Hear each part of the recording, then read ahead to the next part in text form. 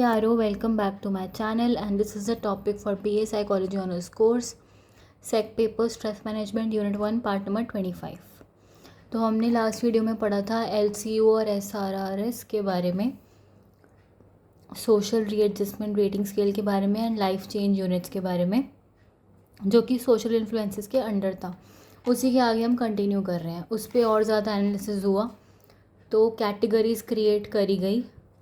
वहाँ पे कैटेगरीज कैसे क्रिएट करी गई based on the LCU score, यानी लाइफ चेंज यूनिट्स के स्कोर के बेसिस पे, कि अगर स्कोर 150 to 199 पॉइंट्स में होगा तो वो है mild life crisis, 200 to 299 points होंगे तो मॉडरेट लाइफ क्राइसिस, एंड कोई भी स्कोर अगर वो 300 पॉइंट से ज़्यादा है तो वो है मेजर लाइफ क्राइसिस। और ये सब चीज़ें किसके काम पे बेस्ड थी? होम्स और रेहे के काम पे। तो इनका सर्वे और इन्हीं के जैसे और सर्वेज जो हुए थे वो स्पेशल पॉपुलेशंस के लिए भी बनाए गए थे। ठीक है, based on work by Holmes and Rahe, इनका सर्वे और उनके जैसे कुछ survey similar ones design for special populations, for example college students के लिए भी बनाए गए थे, जिनको हम यूज़ करते हैं आज भी, use to predict what likelihood of disease या कोई भी इलनेस के लिए। Likelihood of disease and illness following exposure to stressful life events, यानी कि अगर कोई भी बंदा स्ट्रेसफुल लाइफ इवेंट्स के कांटेक्ट में आता है तो उसे क्या डिजीज़, क्या इलनेस हो रहा है, ये प्रिडिक्ट करने में भी ये हेल्प करते हैं।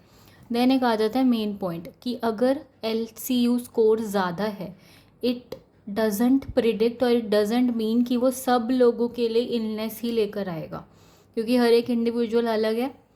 तो हर एक इंडिविजुअल के लिए स्ट्रेस भी अलग है और हर एक इंडिविजुअल अलग तरीके से ही परसीव करता है हर चीज़ को, दैट्स वाई। एंड यही इनकी रिसर्च का क्रिटिसिज्म, एक कमी है। ठीक है, ये इसमें एक और चीज़ है, ये भी शो करता है कि जो हमने कॉम्प्लेक्स कर दिया ना इतना ज़्यादा स्ट्रेस के फिनोमिना को क्वांटिफाई करके, यानी हमने नंबर दे दिए स्ट्रेस के फिनोमिना को। नंबर कैसे दे दिए कि अगर स्कोर 200 से 299 में होगा, या फिर अगर स्कोर हमारा, जैसे हमने यहाँ पे नंबर दे दिया था ना कि अगर हमारा स्कोर ऐसे होगा तो इसमें ये वाला लाइफ क्राइसिस है, ऐसे होगा तो ये वाला लाइफ क्राइसिस है।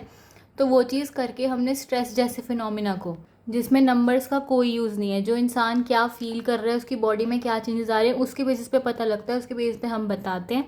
वहाँ पे हमने उसे क्वांटिफाई करके और कॉम्प्लेक्सिटी बढ़ा दी है। This is also a criticism Holmes और रे के रिसर्च का। एविडेंस ये इंडिकेट करता है कि अगर कोई बंदा रिपीटेड डिज़ास्टर्स के लाइफ के ऐसे फेज़ में है जहाँ पर लगातार उसके लाइफ में चेंजेस आ रहे हैं या स्ट्रेसफुल इवेंट्स हो रहे हैं या लगातार ऐसे डिज़ास्टर्स आते जा रहे हैं, तो कुछ पीपल उस केस में बाय नेचर, मतलब उनकी पर्सनालिटी ही ऐसी है कि वो जल्दी से स्ट्रेस के प्रति वल्नरेबल हो जाएंगे या ससेप्टेबल हो जाएंगे, या उनके इम्यून सिस्टम पे, उनकी बॉडी पे काफ़ी ज़्यादा स्ट्रेस की वजह से इफ़ेक्ट्स और फ़र्क देखने को मिलेंगे। यानी कि उनको स्ट्रेस से ज़्यादा फ़र्क पड़ेगा या उनकी बॉडी में हमें स्ट्रेस की वजह से ज़्यादा नेगेटिव चेंजेस देखने को मिलेंगे। कुछ लोगों की पर्सनालिटी और नेचर ही ऐसा होता है कि अगर उनको बार बार लाइफ में कुछ रिपीटेड डिज़ास्टर्स फेस करने पड़ जाएँ या कैटास्ट्रॉफिक इवेंट्स आ जाएँ ऐसे, देन उनकी बॉडी उसको एज अ स्ट्रेस ही लेगी, एज अ चैलेंज नहीं लेगी। इट डिपेंड्स ऑन पर्सनैलिटी और वो बंदे का नेचर कैसा है उस पर भी। देन आगे बात कर लेते हैं। आगे क्या है कि मॉडिफाइड वर्जन है इसका, SRRS का, सोशल रीएडजस्टमेंट रेटिंग स्केल का। वो कॉलेज स्टूडेंट्स के लिए अलग से बनाया गया है, वो यहाँ पे इस वीडियो में नहीं है, मैं नेक्स्ट वीडियो में उसे कवर करूँगी। एंड जो मेजर लाइफ इवेंट्स हैं, जैसे कि मैरिड लाइफ में एंटर करना या फिर कोई नई जॉब के लिए शिफ्ट करना अपने हाउस को, या अपना शिफ्टिंग करना ड्यू टू न्यू जॉब, नए एनवायरनमेंट में जाना या एडजस्ट होना, अडेप्ट होना नए एनवायरनमेंट में, उसे हम क्रॉनिक स्ट्रेसर बोल सकते हैं कुछ लोगों के लिए, सबके लिए नहीं, क्योंकि कुछ लोगों के लिए एक बहुत बड़ा और बहुत मेजर चेंज होता है लाइफ में इस वजह से, तो वो क्रॉनिक है और वो लंबे समय तक टाइम लेते हैं उसमें एडजस्ट होने के लिए। देन रिनाउंड एक फेमस रिसर्चर रिचर्ड लैजरस, जिन्होंने हमारा कोपिंग स्ट्रैटेजी, कोपिंग स्टाइल्स भी दिया, हम इनके बारे में पढ़ेंगे बाद में आगे भी चैप्टर्स में। 1984 के अंदर इन्होंने हाइपोथेसाइज किया कि अगर एक्यूट स्ट्रेसर्स को मैं एक्यूमुलेट कर दूँ ना, साथ में बहुत सारे मिला दूँ एक्यूट स्ट्रेसर, जिन्हें हम डेली लाइफ हैजल्स भी बोलते हैं। एक्यूट स्ट्रेसर का दूसरा नाम है डेली लाइफ हैजल्स। ठीक है, जैसे कि फॉर एग्जांपल एक्यूट स्ट्रेसर क्या हो गया कि तुम्हारी चाबी खो गई है और तुम उसे अपनी गाड़ी में ढूंढ रहे हो, या फिर तुम्हें काम पे जाना है और रोज़ तुम्हें ट्रैफिक से जाना ही पड़ेगा, रोज़ ट्रैफिक फेस करना पड़ेगा तुम्हें। ये एडवर्सली अफेक्ट करता है तुम्हारी हेल्थ को। किस तरीके से अफेक्ट करता है, जैसे तुम्हारा पार्टनर का डेथ हुआ हो, उस उतना जितना इम्पैक्ट होता है ना, इन चीज़ों का भी उतना ही इम्पैक्ट पड़ता है माइंड पे, एक्यूट स्ट्रेसर्स का।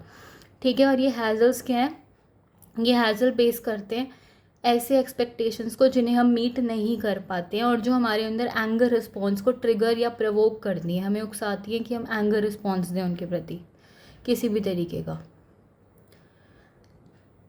और स्ट्रेसर्स जो होते हैं क्रॉनिक नेचर के, यार जो स्ट्रेसर्स होते हैं ना क्रॉनिक नेचर के, उन्हें हम इतना ज़्यादा एसोसिएट नहीं करते हैं फियर और एनजाइटी के साथ।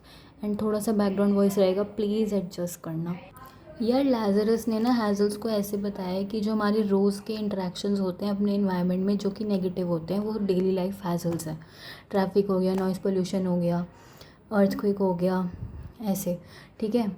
एंड इन्होंने ये भी हाइपोथेसाइज किया है कि जो एक बैलेंस होता है इमोशनल एक्सपीरियंसेस के बीच में, कौन से इमोशनल एक्सपीरियंसेस के बीच का बैलेंस, पॉजिटिव एंड नेगेटिव, वो हमेशा होना चाहिए, वो बहुत ज़्यादा ज़रूरी है। एंड जो लोग जो कि कोई एक्सपोजर नहीं होता, जिनमें मतलब जिन लोगों का कोई एक्सपोजर नहीं होता लाइफ में अप्स एंड डाउन्स के प्रति, या लाइफ के हाइज़ या इमोशनल अपलिफ्ट, इमोशनल चेंजेस के प्रति, उनको भी जल्दी, वो भी स्ट्रेस के शिकार में जल्दी आते हैं, वो भी बहुत ज़्यादा वल्नरेबल होते हैं टू डिजीज़ एंड इलनेस। क्यों? यार इसका ना एक बहुत बड़ा रीज़न है, ऐसा इसलिए होता है क्योंकि अगर हमारी लाइफ एकदम सीधी स्मूथ चलती रहे और उसमें हमें कोई भी अप्स एंड डाउन्स ना मिले, कोई भी मुसीबत ना आए, कोई प्रॉब्लम ना हो, कोई सफरिंग ना हो, कोई स्ट्रगल ना हो, तो हमें खुद ही जीने में मज़ा नहीं आएगा। प्रॉब्लम्स हैं तो हम उनके सॉल्यूशन ढूंढने में लगे रहते हैं, तभी हम ओवर थिंकिंग करके अपनी रातों की नींद ख़राब करते हैं। सिंपल सी बात है, एंड तभी लाइफ चल रही है। तो अगर लाइफ में अप्स एंड डाउन्स, हाइज़ और इमोशनल चेंजेस, पॉजिटिव नेगेटिव लोगों से हम नहीं मिलेंगे तो ज़्यादा फ़र्क नहीं आएगा। मतलब हमें बहुत ज़्यादा खुद ही बोरियत महसूस होगी अपनी ज़िंदगी में। ज़िंदगी इंटरेस्टिंग तभी है जब उसमें चेंजेस हैं, प्रॉब्लम्स हैं, एंड हम उसमें लगे हुए हैं सॉल्यूशन ढूंढने में।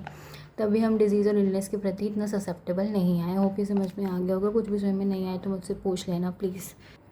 आगे इसमें यही रिसर्च हुई, तो लाजरस, ऑनस्टीन, सॉबेल और कुछ और लोगों ने साथ में इसमें रिसर्च में काम किया था। वहाँ पे उन्होंने प्रूव करा एक हाइपोथेसिस के द्वारा कि डिजीज़ और स्ट्रेस के प्रति एक मेरिट है। इशू जो होता है हमारे लाइफस्टाइल हैबिट का, चेंजेस का, हैजल्स का है, सोशल इन्फ्लुएंसेस, उस पे भी हमने देखा उसका क्या असर पड़ता है हमारे ऊपर, वो भी हमने देख लिया। जो लोग आर्ग्यू करते हैं कि हमारी सोच और हमारा दुनिया को देखने का नज़रिया एक इम्पॉर्टेंट रोल प्ले करता है in the impact of stresses, वो भी हमने देखा।